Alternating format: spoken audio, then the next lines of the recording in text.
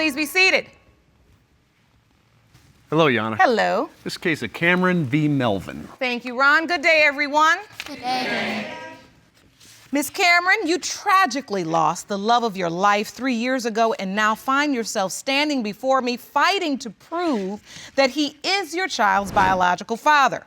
Furthermore, you claim you desperately need to determine paternity so that you can file for the death benefits to support your family. Is that correct? Yes, Your Honor. Ms. Melvin, you say your brother is not the father, and you claim you have more than enough evidence to prove Miss Cameron is lying about who her child's father is.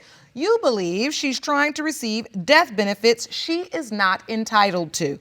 So, Ms. Melvin, tell me, what upsets you most about the situation Miss Cameron finds herself in today? Well, I'm speaking for myself as well as my family. This has disturbed us all. My mom would have liked to be here today as well, but she's very distraught and she just couldn't face it to come. So just the whole situation of losing my brother as well. I have a picture of my brother. We lost him, and just the whole situation of her getting pregnant, it just doesn't add up. You don't think this child is his? I don't think it's his. She already receives the benefits for one child, and the other one, with the dates not adding up, I just feel that she's just not trying to work. Miss Cameron, so Yes.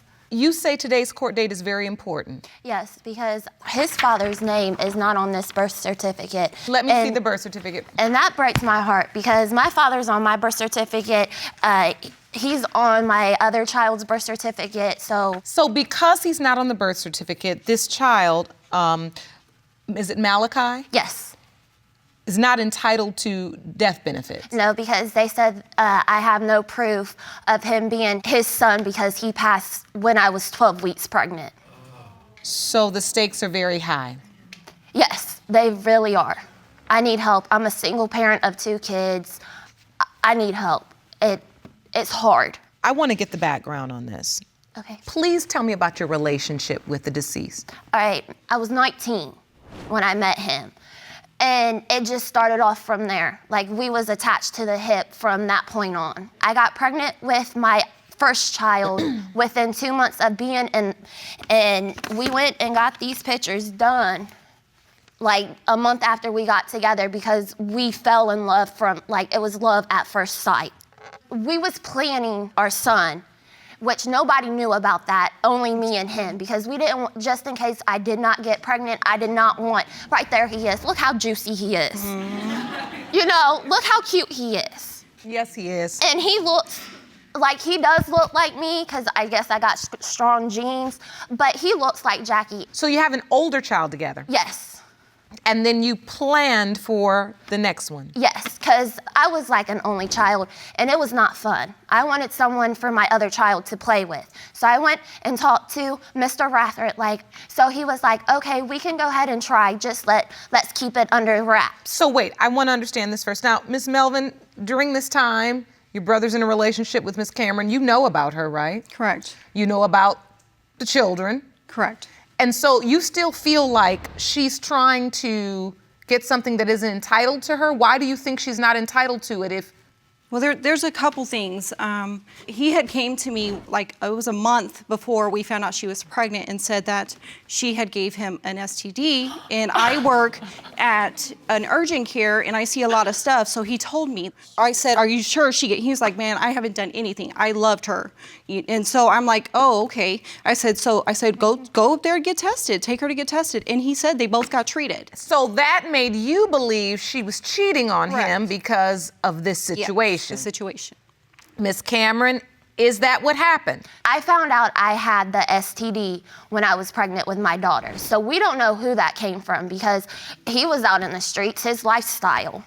The bottom line is the family began to believe you weren't just sleeping with their brother. Correct. Did you have any idea they were trying for this second child? Yeah, I didn't know anything because if I would have known, I definitely would have cussed my brother out because he has 2 daughters besides the daughter with her, and he was not doing good for them either. Miss Cameron, you said he passed away when you were 12 weeks pregnant. Yes, and we did not know the sex of the child. Had you told anyone?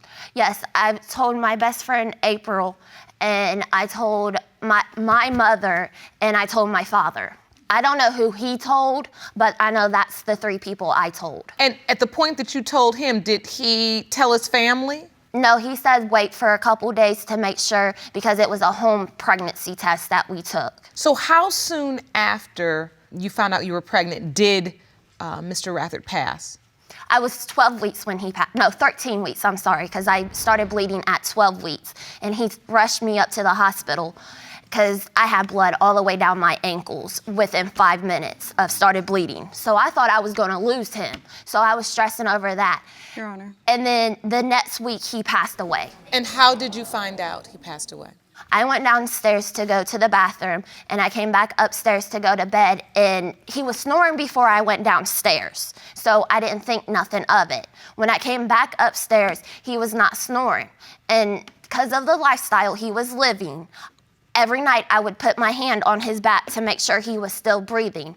And by the time I put my hand on his back, he was already gone. His lips was purple. And I was trying to flip him over so I could give him CPR. And I was calling 911, screaming like, wake up, smacking him in his face, and he just would not get up. I'm sorry. It's okay. If you want more episodes of Paternity Court, make sure to subscribe and click on the notification bell. Miss Melvin? Yes, ma'am. Did you accept the baby at first?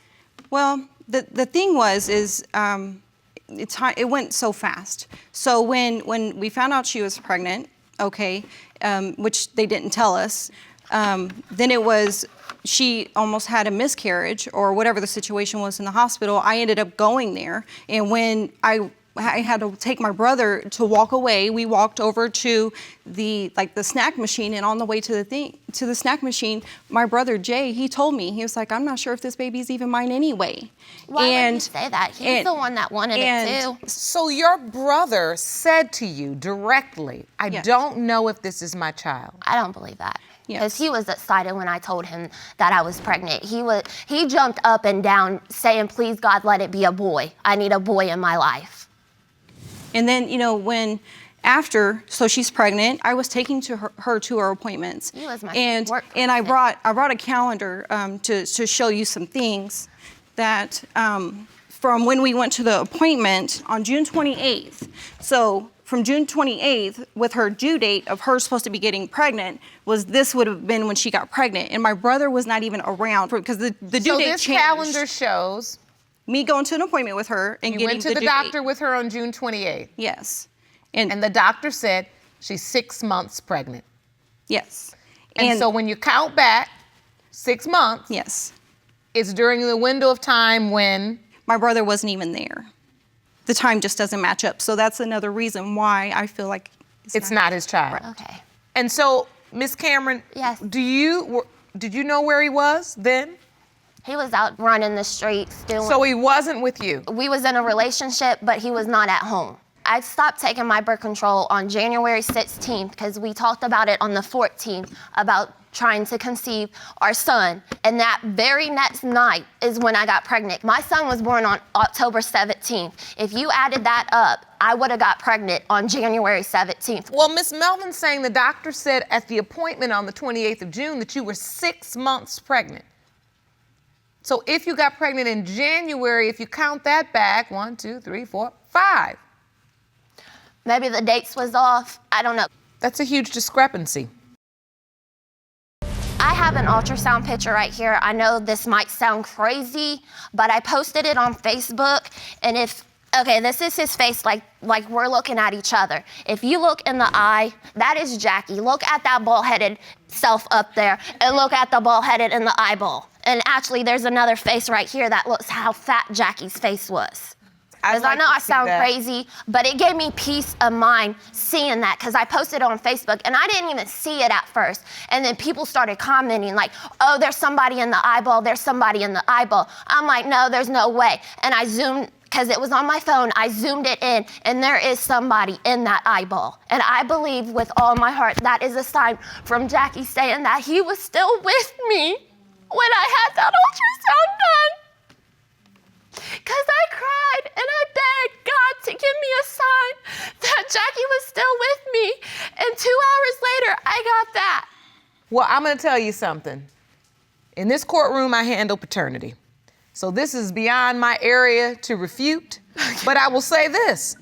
Listen, they say when people pass to the next level of life and living that they don't leave us. So if that's what you see, I am not the one that's going to tell you you don't. So Miss Melvin, when you look at that, do you feel like maybe your brother was sending a sign that he was still with Miss Cameron and his unborn child? I don't. Why? You can't see Jackie's head in that? I don't, Your Honor. Yes. There's another incident that was about a couple weeks before the time frame of her getting pregnant. There was a time where, which I have a signed statement from my mom because they live next door to each other, that she was like creeping around the corner to get to a car which was with another man. I was in love with Jackie. I would have never cheated on Jackie. I give this to you. I'd like to see that. Okay. So this is a statement from your mother. Yes. She couldn't join us today. And it says, I am testifying that I do not believe Malachi Rathert is my grandson because I know Miss Cameron cheated on my son shortly before she got pregnant. In January 2013, my son and Miss Tomorrow Cameron lived next door to me. One night, I witnessed Miss Cameron getting into a parked car with a male. The car was parked around the corner instead of in her driveway, she was as not though even she with me. was trying to hide. About 2 months later, Miss Cameron. No. Miss Cameron. I'm sorry. Let me get through the statement. Okay. About 2 months later, Miss Cameron announced she was 2 months pregnant, and I do not believe my son is Malachi's father. Okay, Statement is signed. So you say that never happened? No, that did happen. And I told Mr. Rathert that I went out with him because I felt guilty. Even though nothing happened between me and him, I was looking for comfort because I was by myself at that time because that happened right after he went MIA somewhere, wherever he was at. Yes, it was a guy. I have a lot of guy friends. She's the only female friend I have. If I went out... I'd actually like to hear from your witness. Can you please stand, ma'am? Yes. State your name. April Webb. April Webb. Thank you for joining us, Ms. Webb. Do you have knowledge that Miss Cameron was cheating with this other guy? No. Miss Melvin, she was not cheating. This is my best friend. It's been my best friend for 16 years. When that date did occur, she came to me and she told me because she felt so guilty about it, that she had went on a date with a past friend, but they just hung out, talked, went to the movies, ate. But how do you really know she didn't have sex? I can only go off what my best friend has told me, and she's never, that to my knowledge, has lied to me before. Okay, but you don't have firsthand knowledge of that? No, ma'am. Okay. You may be seated. Thank you. Thank you. So was that date during the time when Mr. Rathert disappeared? Yes, It was. It was December 27th, because it was 2 days after Christmas. You said you got pregnant on January 17th. Yes.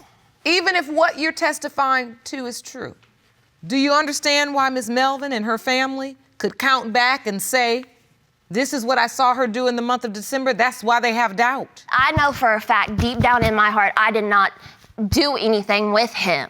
You know, Ms. Cameron, I know this is very important because, as you say, you're trying to get your life together, you're struggling, and then if, in fact, this is Mr. Rathert's biological child, he would be entitled to death benefits. Yes. And so this is very important for you. Yes. But if it's not his kid, why do you need the death benefits? Okay, if it's not his kid, I'm not going to ask for the death benefits. Okay. All right, I think I've heard enough testimony. I'm ready for the results. John. Thank you. These results were prepared by DNA Diagnostics, and they read as follows. To be clear, because there wasn't a blood card available to test the DNA of the deceased Jackie Rathert, we performed a DNA test with the surviving grandparent. The results determine if there is a viable relationship between the child Malachi Rathert and the grandmother, Miss Marjorie Duhamel. In the case of Cameron versus Melvin, when it comes to 2-year-old Malachi Rathard.